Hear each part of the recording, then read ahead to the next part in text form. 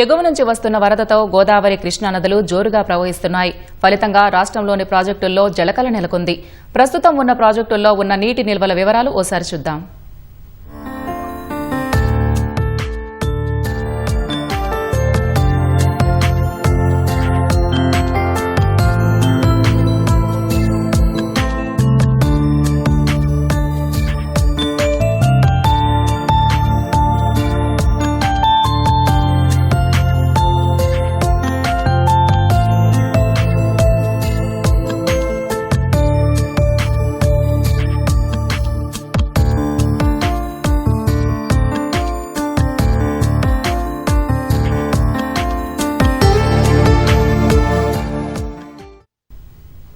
భద్రాచలం వద్ద 56.1 అడుగుల వరకు వేగంగా పెరిగిన గోదావరి నీటి మట్టం రాత్రి 7 గంటలకు 55.1 అడుగులకు స్వల్పంగా తగ్గింది.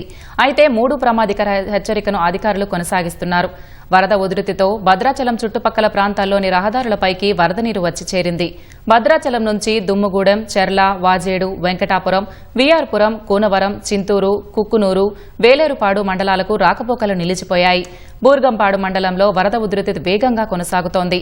దీంతో సారపాక నుంచి బూర్గంపాడుకు రాకపోకలు నిలిచిపోయాయి.